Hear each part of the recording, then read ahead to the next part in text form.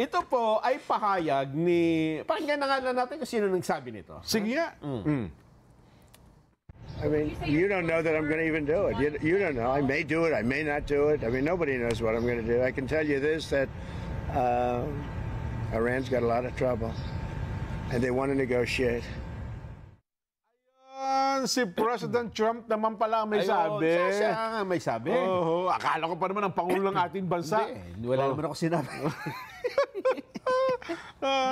Eto, sagot mo ito ni Donald Trump nang tanungin ng mga reporter. Nang tanungin siya ni Eden Santos sa White House. Ha? Nasa White House ba si Eden ngayon? Nainip dun sabi ko, wala namang sabi siguro. Doon na lang ako sa White House magko-cover. Okay. Ang tanong sa kanya kasi ay, desidido ka ba ang Amerika? Ha? Ang Estados Unidos ba ay makikialam na dito? Ha? Kakampi na ba sa campaign ng Israel laban sa nuclear sites ng Iran? So yung salita niya parang saywar pala ito. Mag-iisip yung magkabilang panig ngayon. Parang pwede kong gawin yan, pwede kong hindi gawin yan. At walang nakakapagsabi kung anong gagawin ko. Oo, parang ayaw nyo muna magsalita ngayon. Ayun. Hindi nga sinabi no comment, ano? Ay, hindi. Kasi pag no comment, napakababaw na... Ganon. Ano yun, di ba? Presidente nga naman ng Amerika, no? Wala mga no... Ito... Pwede anuhin natin, ha? Isa-isahin natin, himayin natin. You don't know. Hindi mo alam. I may do it. Pwede kong gawin yun. Pwede kong gawin, yes. I may not do it. Pwede hindi rin. I mean, nobody knows what I'm going to do. Kaya nga, wala nakakaalam kung ano man ang gusto kong gawin. Kasi yan ang isa sa estratehiya, lalo na, halimbawa, digmaan, di ba? Na hindi alam ng kalaban mo, kung meron ka mang kalaban, kung ano yung susunod mong gagawin.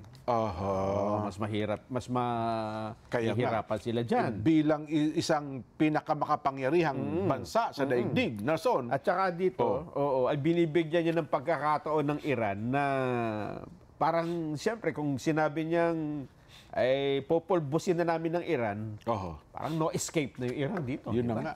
Kasi nakikiusap siya sa Iran ata, no? Na tumitigilan na yung ginagawang pambobomba din sa Israel. Ang sabi nga niya noong isang araw, di ba, kahapon, na ipakita rin natin, unconditional surrender. Yan. So parang binibigyan ng pagkakataon, short of saying na, sumuko ka na, napapaligiran na kita.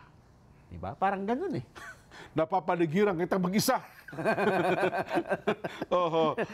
Yun nga. Ang latest ngayon sa Israel dyan, ay matindi, ha? Talagang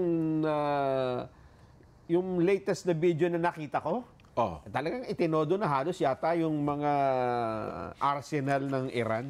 Talagang pinaulan na sa Israel. Lahat na halos yata ng balang pwede lang ibato sa Israel. Pero yun ang karaming targeted, no? Yung kanila, targeted. Hindi naman sila nagpapabagsak doon sa mga matataong lugar, no? Kasama Aywan na rin. ko lang itong kasama na rin. Hindi lang bumabagsak talaga dahil natatamaan ng... Na-intercept nila ng Israel.